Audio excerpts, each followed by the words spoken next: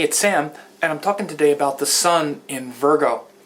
When the sun is in Virgo, we are focusing our sort of that lens of clarity and insight and confidence and integrity and clarity on an area of life where we have to reckon with all of the details and the skill and precision with those details that will move our life forward.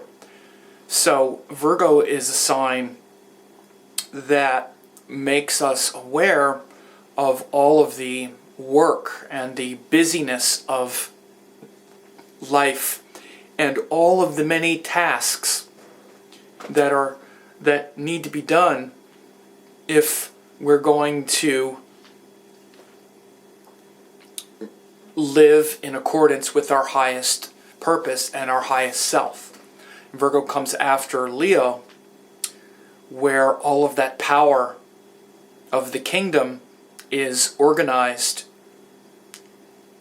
and inspired and inspiring to us. So Leo is that fixed fire, and it's the sign ruled by the sun. So it's literally that kingdom and that king and that full power, that consistent power. But after that comes Virgo, where that power needs to be organized, and it filters down into many tasks and details. So we don't have an efficient life and a happy life and a life of meaning and connection without some structure and some organization. So think about that. Let's say, for instance, someone inherits a lot of money, and they have a lot of power, a lot of potential, which would be like the Leo principle. I'm not saying they earn the money through their higher vision and purpose. That's another example. But just say that there's all this potential, like they inherit a lot of money. So that means they have a lot of power. But then let's say they don't have any discipline. They don't have good habits and routines. They don't have a structure in their life. All of that power and all that money just makes them sort of lazy and indulgent, which, as you know, it's one of the problems with Leo that I talk about, where we are king and we have a certain amount of power, but that can just make us lazy and domineering. If we don't know who we are and we don't know why we're here, that can happen. In that case, we will be lacking a structure, lacking an organization and good values and teachings and willingness to sacrifice and serve. And so we'll waste our money, we'll dissipate it, we won't be smart, we won't be intelligent.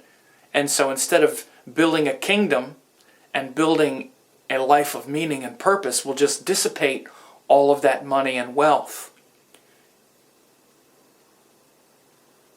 So you can take, let's say, that same person or that same example where someone they inherit a lot of money, and when they're young and dumb and immature, that's the way they act.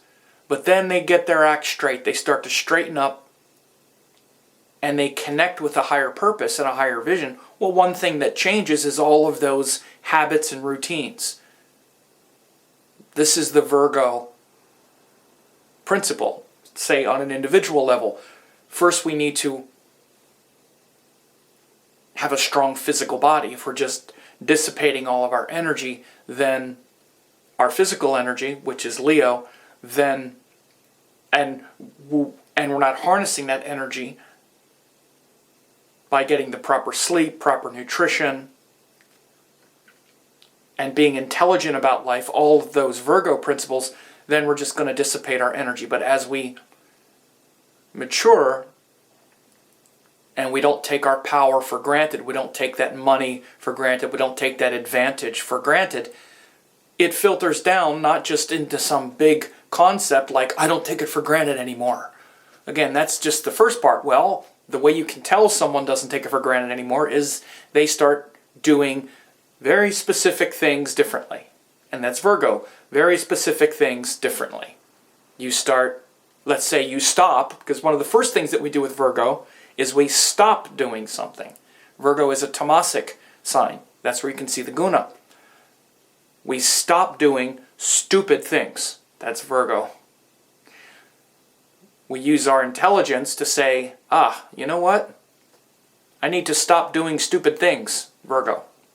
And here's a specific stupid thing I need to stop doing. Let's say, like drinking, sleeping all day, being indulgent, being lazy, taking others for granted. I need to grow up and be mature, right? So this is how Virgo comes after Leo and allows us to organize that kingdom. You can look at it as your body as well, right? Leo is literally like the vitality in your body. And Virgo is literally like the digestive system, like your intestines and that genius in the body that just knows what to do with all of the power that you give it.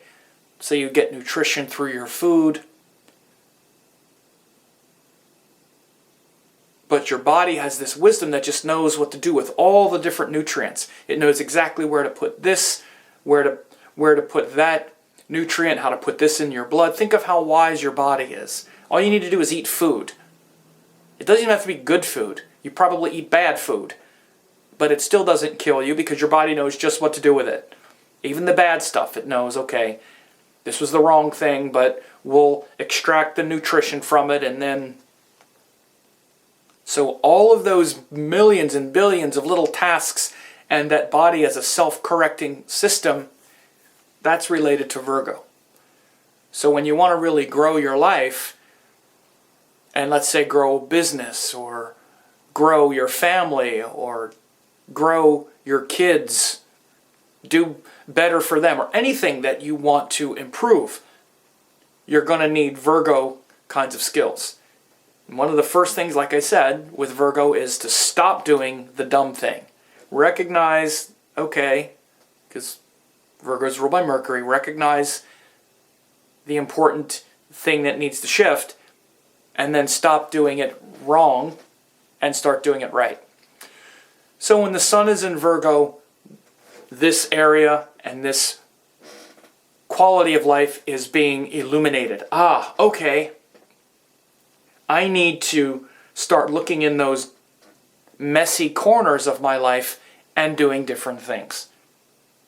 So think about that. And that's if someone has the sun in Virgo in their natal chart, if the sun is going through Virgo in the sky, it's that time to focus on that energy. Very important for purification and service and humility, and taking all of that power and being intelligent with it.